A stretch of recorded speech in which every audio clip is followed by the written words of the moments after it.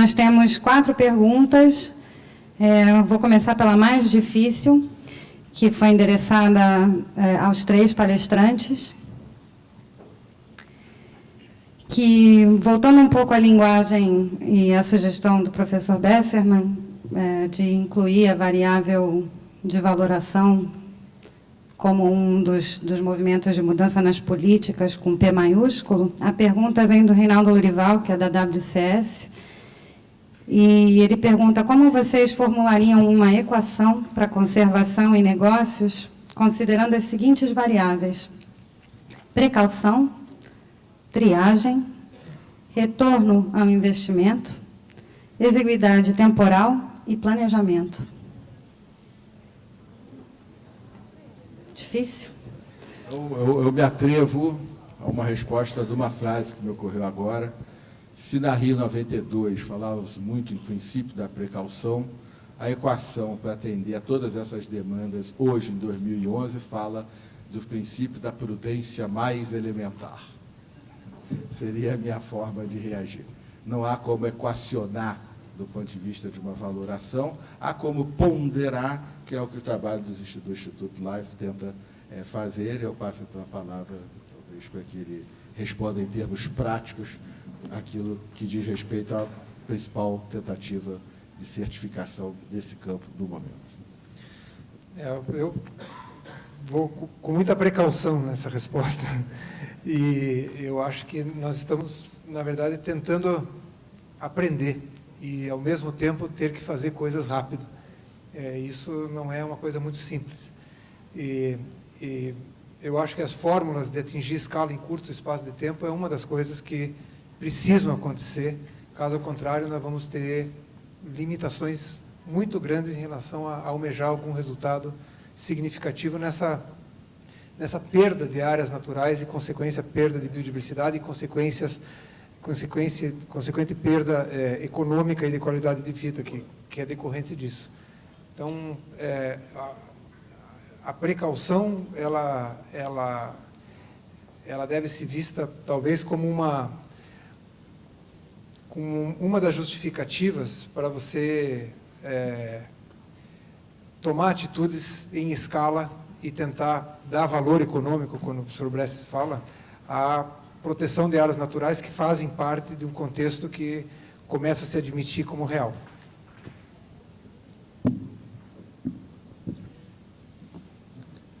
Bom, eu parei de anotar depois do terceiro requisito do Reinaldo.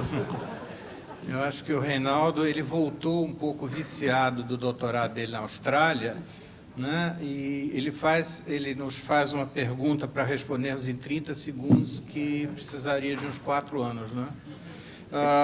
Rapidamente, seguindo um pouco o filão, né, do Sérgio, do Clóvis em relação a isso, eu acho que a questão, talvez crítica aqui, é retorno. Como é que a gente torna um retorno palpável em um ambiente de negócios, em um ambiente competitivo? Como é que a gente torna isso palpável e mensurável? E aí eu aproveito o gancho, que uma das coisas que ficou de fora no final da apresentação que eu cortei, que a Alice tinha dito, não deixa de falar no Instituto Life, eu ia falar no Life. Eu acho que o processo de certificação que o Life está propondo é uma maneira de tornar visível, palpável, em um ambiente empresarial, alguns desses valores, de uma forma incompleta, de uma forma... são aproximações, são uma série de arredondamentos que se tem que fazer, mas eu acho que, eu realmente acredito que isso é um caminho importante. Quanto ao retorno, alguns retornos foram mencionados hoje de manhã e à tarde também. Há um retorno de imagem. Se você tem uma mudança de postura corporativa, que se torna suficientemente comum, a corporação que não adota, ela vai ter uma perda importante de imagem. Agora, eu queria apenas insistir que a gente não ficasse apenas com elementos de biodiversidade que dão boa imagem, tá? Porque a gente corre o risco de que haja uma concentração demasiada em ações que ficam bem na foto, né? Ações que são fotogênicas. Uma das coisas que eu acho que, se me fiz entender, mas não disse explicitamente, é que boa parte das engrenagens que a biodiversidade envolve são espécies que não só não são conhecidas, mas não são sequer fotogênicas. Então, a gente corre um risco, se as ações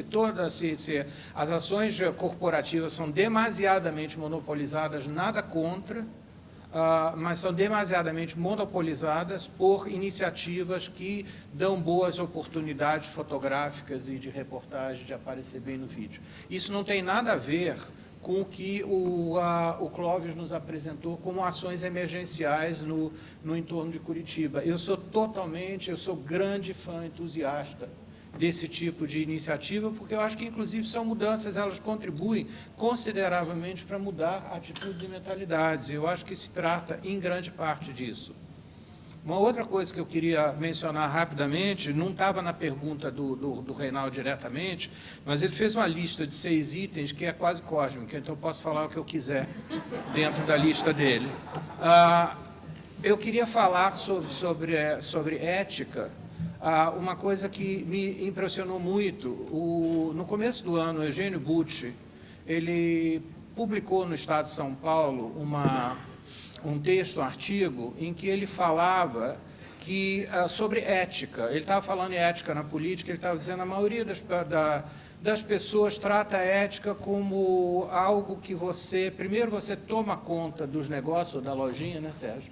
E depois você faz um puxadinho ético, que foi a expressão que ele usou. E a ética não dá para ser um puxadinho depois que você arrumou a loja. E eu vou emprestar, né, homenagear o Eugênio em um texto que eu comecei a escrever, falando do puxadinho ambiental, do puxadinho verde. Não funciona. Você não pode resolver os seus negócios e depois fazer um puxadinho verde para resolver a sua, sabe? Você pode resolver a sua imagem, você pode resolver um monte de coisa, mas você não vai resolver os problemas que nós precisamos defrontar.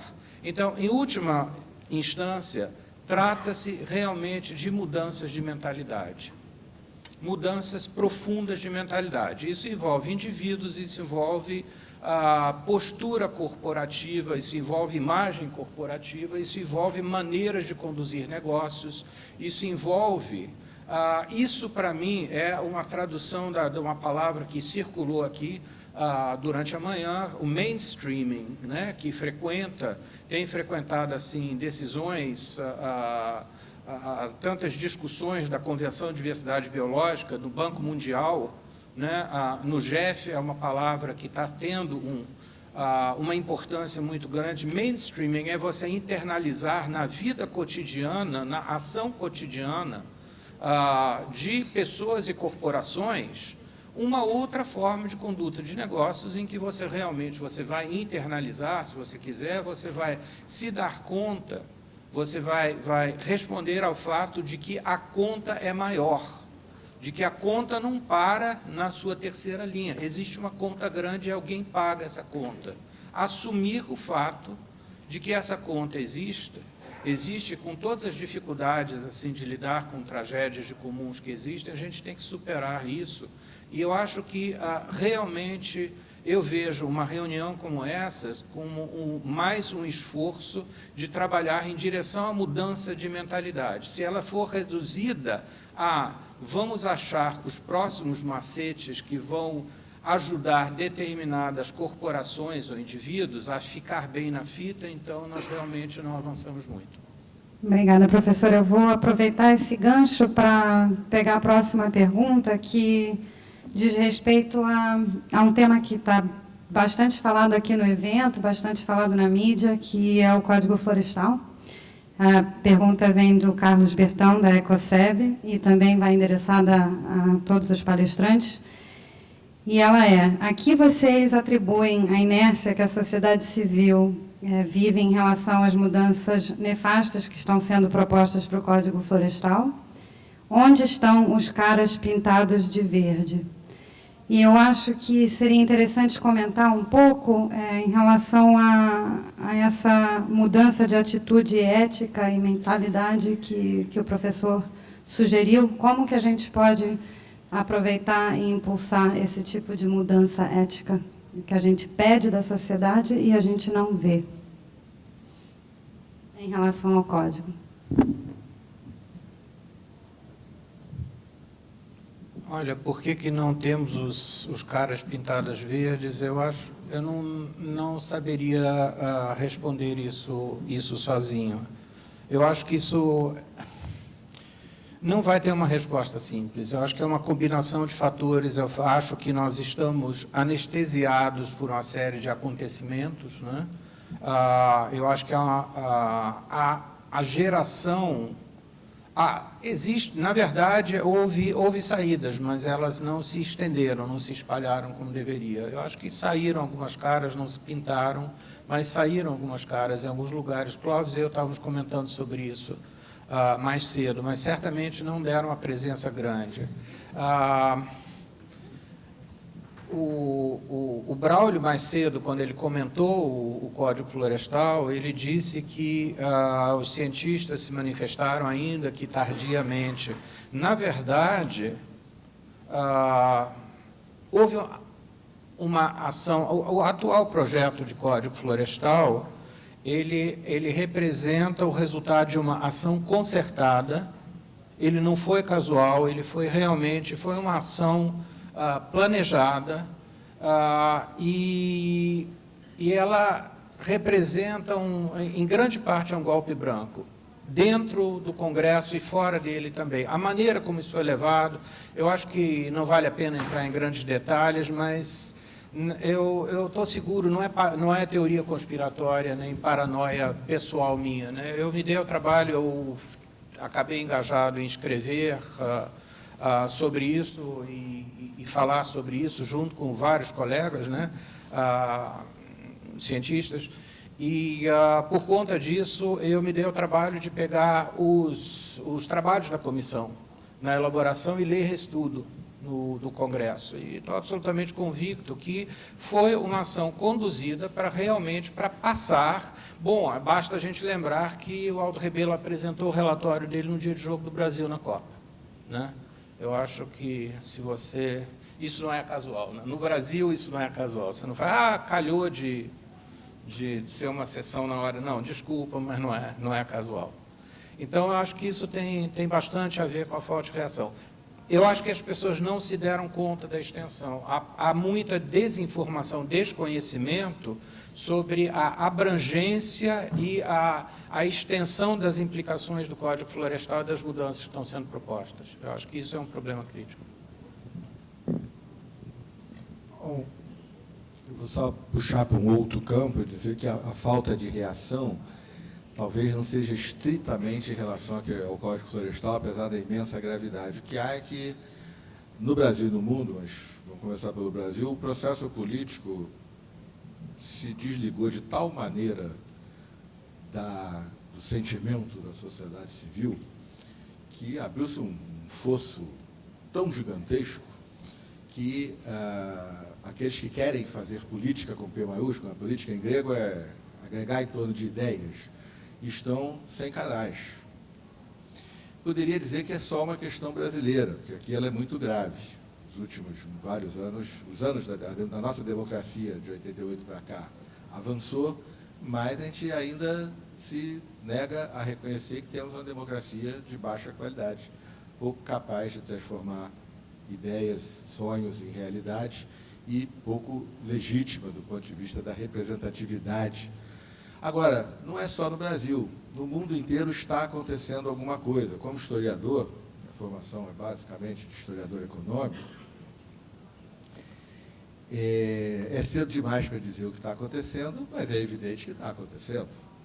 Primavera Árabe, jovens em Madrid, jovens em Tel Aviv, crise em Londres, há algo ocorrendo que diz respeito, no que há de elemento comum, a uma busca de formas de expressão e de capacidade de transformação da realidade distintas do modelo político tradicional. Estou falando isso tudo porque eu tenho uma grande esperança, acho que a própria pergunta é boa nesse sentido. Cara pintada de verde é só um jeito de falar, para lembrar lá o impeachment, mas eu tenho a grande esperança que na Rio+20, entre as muitas coisas boas e ruins que vão acontecer, mas vai acontecer de tudo, vai ser uma grande festa, e ao mesmo tempo uma tensão entre um debate profundo e relevante ou um debate raso e superficial. Nós vamos viver essa tensão e todos aqui vamos atuar na mesma direção, mas eu tenho grande esperança que entre as muitas coisas que vão acontecer, haja também uma praça Tahrir da ecologia global aqui no Rio de Janeiro, e que nós todos nos encontremos, além de uma conferência da ONU, de ONGs no aterro, Copacabana, milhões de coisas que vai acontecer, mas que a Presidente Vargas, ou a Lapa, ou a Avenida Atlântica, esteja lotada de todos nós, oferecendo uma resposta objetiva, não só com relação ao Código Florestal, mas também com relação a ele, a essa pergunta. Vamos para a rua. Não resolve, mas ajuda bastante. Bom, eu estou envolvido num movimento chamado SOS Floresta, é um movimento nacional, e fui para a rua já com os estudantes, poucos, e o sentimento, e talvez uma das coisas mais evidentes, é que, observando um evento lá na Assembleia Legislativa, o Senado foi lá para o Paraná fazer um evento na Assembleia Legislativa, o evento foi lotado por representantes da agricultura, todos com bonezinho verde da Federação da Agricultura, pagos e levados para lá com dinheiro de muitas empresas. Enquanto que o movimento que luta pelo interesse do país e pelo interesse dos outros negócios que são prejudicados por esse setor que está se negando a cumprir a lei, e uma situação que é muito relevante para o Brasil, que é existir uma lei da década de 60 que reconhece o interesse público da propriedade privada, o valor público de uma fração da propriedade privada, isso sendo praticamente jogado no lixo, não está presente. Então, é uma briga desleal, e para ir para a rua você tem que gastar energia, você tem que ter apoio para ir para a rua, a não ser em situações muito peculiares. Eu acho que essa inércia que o professor Thomas se refere, esse amortecimento, é porque esse é mais um processo ativo e passivo de corrupção. E a gente recebe um por dia, esse é apenas mais um, e as pessoas ainda não se ativeram, concordo plenamente com a gravidade do que isso pode significar para toda a sociedade. Uma última pergunta, obrigada, que tem a ver um pouco com o comentário que o professor Bessermann vem fazendo em relação a Rio+20. Como é possível cumprir uma agenda sustentável quando os indicadores de desenvolvimento ainda são essencialmente econômicos em um mercado que é consumidor e planejadamente ascendente? E para todos os três palestrantes, eu vou pedir que sejam breves, a gente tem 2 minutos para concluir. Então, a questão dos indicadores é muito importante, assim como da inclusão das contas ambientais nas contas nacionais, mas desenvolvimento sustentável é um conceito em construção tanto teórica quanto histórica, e o teórico muito provavelmente virá depois do histórico. Os indicadores refletem esse movimento. É uma historinha zen que eu gosto muito, é breve, é zen, então cabe nos 2 minutos. Um discípulo chega para o mestre e diz: olha a lua cheia. E o mestre puxa a espada de samurai, corta o dedo que cai no chão, fica aquele cotoco sangrando, e ambos atingem a iluminação. Quer dizer, o mestre já tinha, naturalmente. Uma coisa é a lua cheia, outra coisa é o dedo que aponta para a lua cheia. Então, os indicadores são uma parte para permitir métrica, para permitir controle e para favorecer gestão, mas eles são uma parte. A gente não começa por eles e chega depois. A gente começa pela mudança de mentalidades, o debate profundo, a política transformadora, e os indicadores vão sendo ferramentas que vão sendo colocadas à nossa disposição. Eles são parte desse processo político, mas eles não são um ponto de partida. Gostaria de comentar?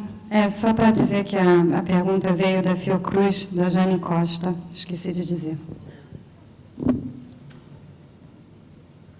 Eu acho que a construção de a construção de indicadores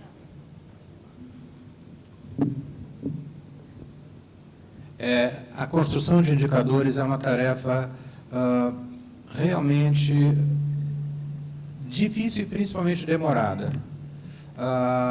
O único ponto que eu gostaria de contribuir é que indicadores devem ser propostos, experimentados e triados e aperfeiçoados, não adotados rapidamente e fossilizados.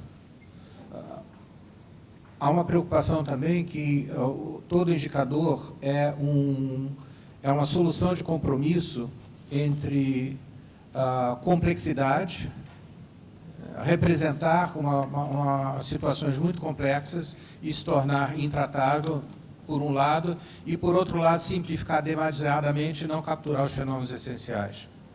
Por isso, eu acho que eles têm que ser realmente elaborados, particularmente assim, elaborados e repensados continuadamente, e eu tenho muita dificuldade com indicadores, pessoalmente, é uma limitação minha dessa. Tenho muita dificuldade com indicadores atuais de sustentabilidade, com o próprio conceito de sustentabilidade e com a expressão desenvolvimento sustentável, que eu recorrentemente vejo como uma contradição intrínseca. Assim, eu tenho muita dificuldade realmente de metabolizar essa ideia, mas, como eu falei, isso deve ser uma limitação minha.